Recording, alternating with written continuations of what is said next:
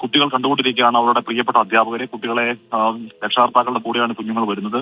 കുഞ്ഞുങ്ങളുടെ മുഖത്തേക്ക് നമുക്ക് നോക്കാൻ വയ്യ ഗോപി. അത് അവർക്ക് അവരുടെ അധ്യാപകർ ഇനിയില്ല എന്ന കാര്യം ഉൾക്കൊണ്ടിട്ട് പോവാണോ, ഒരു പകപ്പോടെ അവർ അധ്യാപകരെ നോക്കിയിട്ട് എന്തെന്ന് മനസ്സിലാവാതെ അങ്ങ് പോകുന്ന കുഞ്ഞുങ്ങളെ നമ്മൾ കാണുന്നുണ്ട്. അവരോട് അതെങ്ങനെ പറഞ്ഞ് മനസ്സിലാക്കി കൊടുക്കാനാണെന്ന് അറിയില്ല. ഇനി സ്കൂൾ വേനൽ അവധി കഴിഞ്ഞ് പോകുമ്പോൾ നിങ്ങൾക്ക് ഇവിടെ പുതിയ അധ്യാപകരായിരിക്കും എന്നെങ്ങനെ പറഞ്ഞു കൊടുക്കുമെന്ന് അറിയില്ല. കുട്ടികൾ അങ്ങനെ വരുന്നുണ്ട്. ഇവിടെ റംല ടീച്ചറിന്റെ 2 മക്കൾ, ഒരു ആൺകുട്ടിയും ഒരു പെൺകുട്ടിയും ആണ് റംല ടീച്ചറിനുള്ളത്. ആ റംല ടീച്ചറിന്റെ മക്കളുടെ വേദന നമ്മൾ ഇവിടെ കണ്ടു. വലിയ കരച്ചിലോടുകൂടി അമ്മയെ നഷ്ടപ്പെട്ട 2 മക്കൾ അവർ കരയുന്നത് നമ്മൾ കണ്ടു. അങ്ങനെ കരച്ചിലിന്റെയും സങ്കടങ്ങളുടെയും വേദനയുടെയും കാണരുതാത്ത കാഴ്ചകൾ, ഇനിയൊരിക്കലും അത്തരം കാഴ്ചകൾക്ക് ഏത് രീതിയിലാണോ തവനൂർ ബോട്ട് ദുരന്തത്തിന് സമയത്ത് ആ പിഞ്ചുമക്കളെ നഷ്ടപ്പെട്ട അമ്മമാരുടെ കണ്ണുനീരിന് മുന്നിൽ, ആ കബറുകൾക്ക് മുന്നിൽ നിന്നപ്പോ ഇനി ഒരിക്കലും ഈ കാഴ്ച കാണരുതേ എന്ന് ആഗ്രഹിച്ചത്, അതേപോലെ ഒരിക്കൽ കൂടി നമ്മൾ ആഗ്രഹിക്കുന്നു. പാങ്ങിൽ ഇവിടെ നിൽക്കുമ്പോൾ ഇനി ഒരിക്കലും ഇത്തരം ഒരു വേദനാ കാഴ്ചകൾക്ക്, സങ്കടത്തിന് കേരളം സാക്ഷ്യം വഹിക്കരുതേ എന്ന ആഗ്രഹം മാത്രം ഇവിടെ നിൽക്കുമ്പോൾ ബാക്കിയാകുന്നു.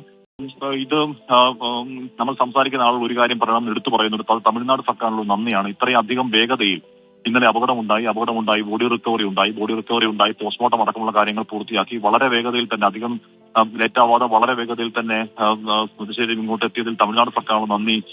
പാങ്ങിലെ ചില ആളുകളൊക്കെ നമ്മളോട് അത് എടുത്തു പറയണം, നിങ്ങൾ വാർത്തയിൽ പറയുമ്പോൾ അത് എടുത്തു പറയണം എന്ന് പറയുന്നുണ്ടായിരുന്നത്. അതുകൊണ്ട് തന്നെ അത് പറയുന്നു.